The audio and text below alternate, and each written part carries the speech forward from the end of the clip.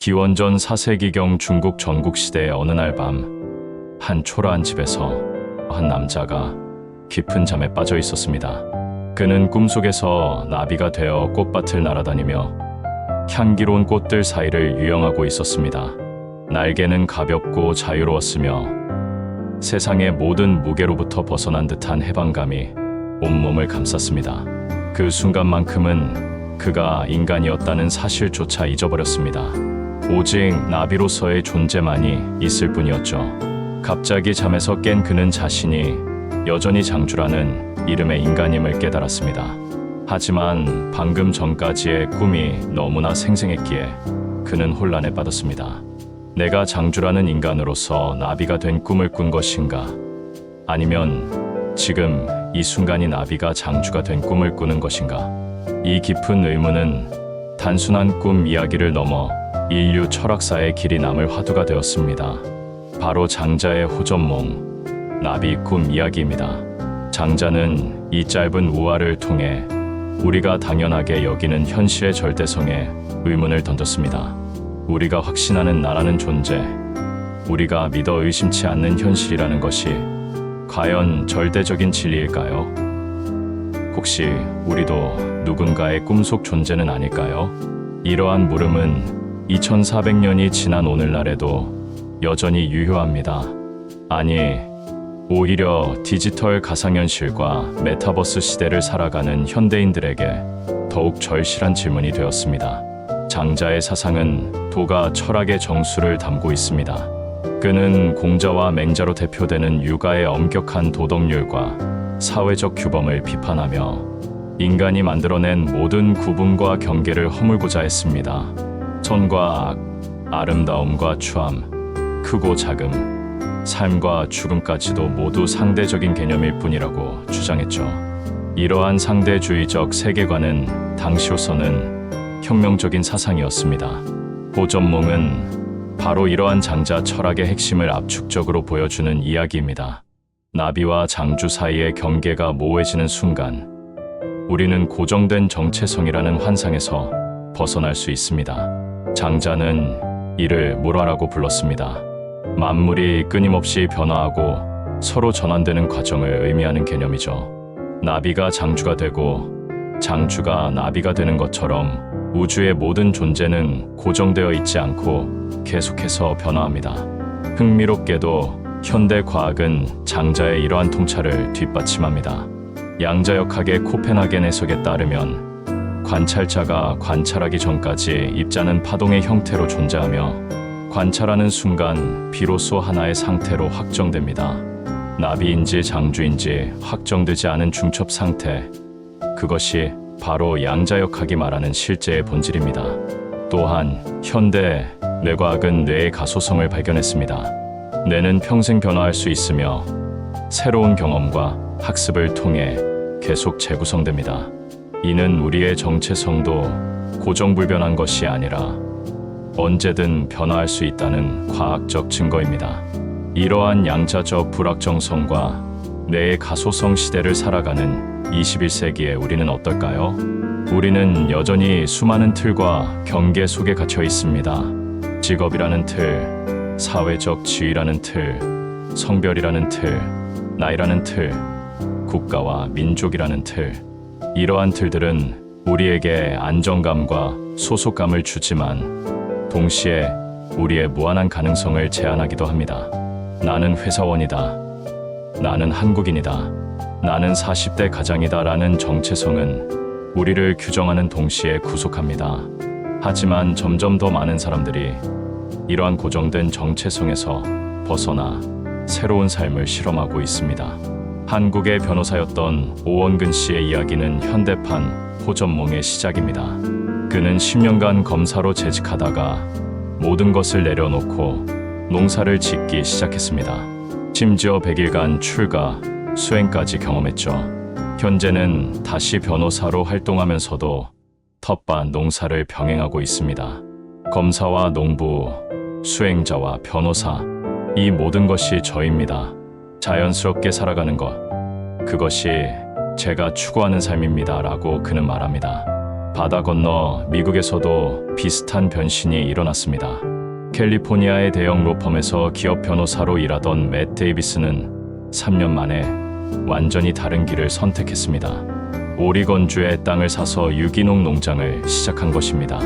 변호사로서 성취한 그 어떤 것보다 첫 새싹이 돋아났을 때의 기쁨이 더 컸습니다. 수입은 줄었지만 삶의 질은 비교할 수 없이 향상되었습니다. 더욱 극적인 변신의 주인공은 중국 농부 왕을린입니다. 초등학교 3년밖에 다니지 못한 그는 자신의 땅을 오염시킨 화학회사를 고소하기 위해 16년간 독학으로 법을 공부했습니다. 서점에 돈이 없어 옥수수로 대신 지불하며 법률 서적을 읽었고 마침내 2017년 대기업 치와그룹을 상대로 1심 승소를 이끌어냈습니다. 농부에서 법률가로 그의 삶은 그 자체로 살아있는 호전몽입니다. 미국 노스다코타의 사라 보겔 변호사는 또 다른 형태의 변신을 보여줍니다. 1980년대 젊은 싱글맘 변호사였던 그녀는 농장을 잃을 위기에 처한 농민들을 위해 무료 변론을 시작했고 자신도 파산 위기에 몰렸지만 끝내 레이건 정부를 상대로 역사적인 승소를 이끌어냈습니다. 변호사에서 농민의 수호자로 그리고 노스다코타 최초의 여성 농무부 장관으로 그녀의 정체성은 상황과 필요에 따라 유연하게 변화했습니다. 이러한 현대의 호전몽들은 우리에게 중요한 메시지를 전합니다. 정체성은 고정된 것이 아니라 유동적이라는 것입니다. 이는 동서양의 여러 사상가들이 공통적으로 지적한 바이기도 합니다. 먼저 정체성의 유동성을 철학적으로 탐구한 사상가들을 보겠습니다. 프랑스의 질 들레즈는 리좀 개념을 통해 중심이 없이 어디서든 시작하고 어디로든 뻗어나갈 수 있는 정체성의 구조를 제시했습니다. 미국의 심리학자 케네스 거게는 포스트 모던 시대의 인간이 포화된 자아를 경험한다고 분석했습니다. 우리는 상황에 따라 다른 페르소나를 연기하며 온라인과 오프라인에서 각각 다른 모습을 보입니다. 영국의 사회학자 지그문트 바우만은 이를 액체 근대라고 명명했습니다. 모든 것이 고체처럼 고정되어 있지 않고 액체처럼 흐른다는 의미입니다. 동양의 지혜 전통도 같은 통찰을 보여줍니다. 불교의 무아 사상은 고정된 자아란 애초에 존재하지 않는다고 가르칩니다. 우리가 나라고 부르는 것은 오온이 일시적으로 모여있는 것일 뿐입니다. 일본의 선불교는 한 걸음 더 나아가 일상 자체가 깨달음이라고 말합니다. 나비일 때는 온전히 나비이고 장주일 때는 온전히 장주인 것. 그것이 바로 깨달음입니다. 인도의 철학자 지두 크리슈나무르티는 관찰자가 관찰 대상이다라는 말로 주체와 객체의 이분법을 넘어서는 통찰을 제시했습니다. 이러한 철학적 통찰은 현실에서도 구체적으로 나타나고 있습니다. 한국의 젊은 세대들은 엔잡머라는 새로운 생활 방식을 만들어가고 있습니다. 낮에는 회계사, 저녁에는 유튜버, 주말에는 바리스타. 하나의 직업에 매이지 않고 여러 정체성을 동시에 살아가는 것입니다. 이들은 장자가 말한 소요유, 즉 정해진 길을 따르지 않고 자유롭게 논의는 삶을 현대적으로 실천하고 있습니다. 코로나19 팬데믹은 우리 모두에게 정체성의 유연성을 강제로 경험하게 했습니다.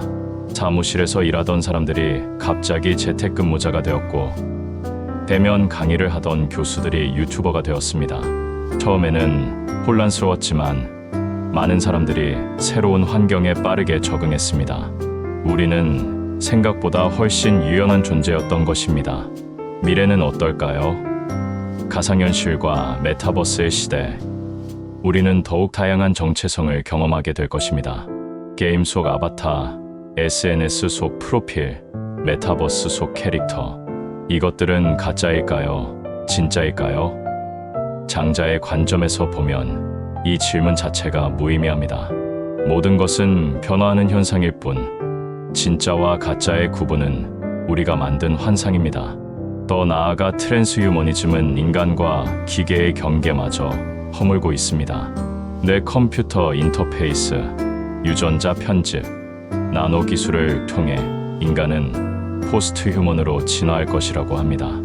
인간이 기계가 되고 기계가 인간이 되는 극단적인 호전몽의 시대가 오고 있는 것입니다. 하지만 장자는 이러한 기술적 초월보다는 정신적 자유를 더 중요하게 여겼을 것입니다. 아무리 기술이 발전해도 마음이 자유롭지 못하면 진정한 자유는 없습니다. 반대로 아무것도 가진 것이 없어도 마음이 자유로우면 온 우주가 내 것입니다.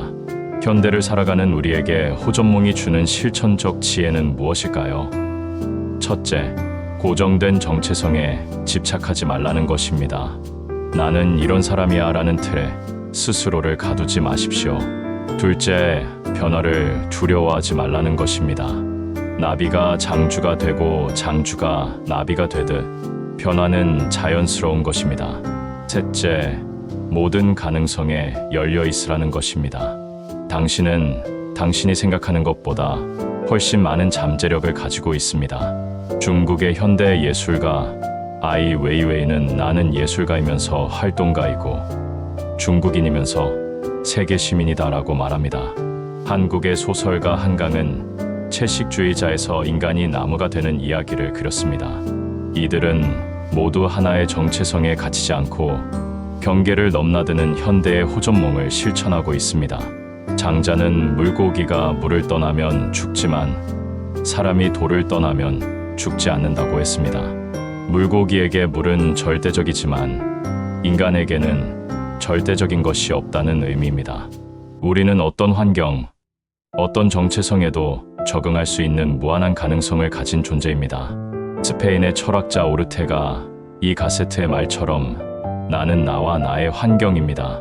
우리는 고립된 개체가 아니라 환경과의 관계 속에서 존재합니다.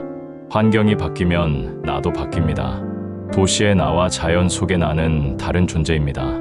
이것이 바로 장자가 말한 변화의 본질입니다.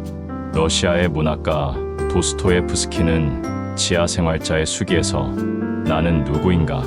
라는 질문을 던졌습니다.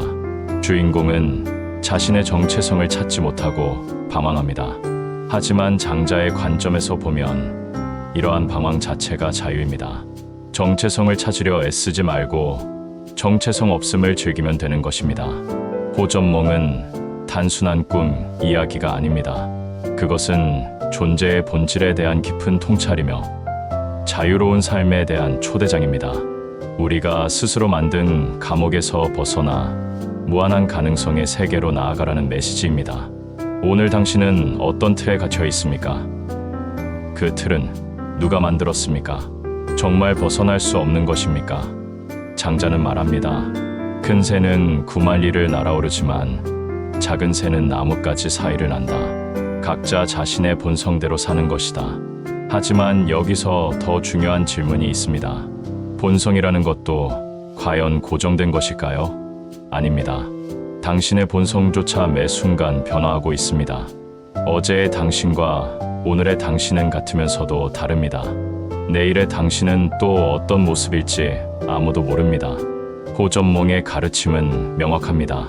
당신은 당신이 생각하는 것보다 훨씬 자유롭습니다.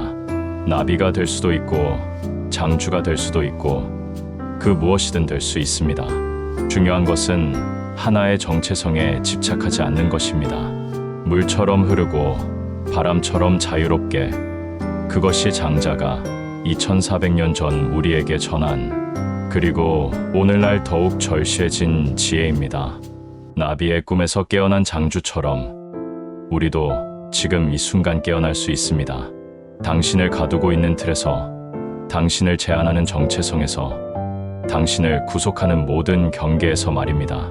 그리고 그때 비로소 진정한 자유가 시작됩니다.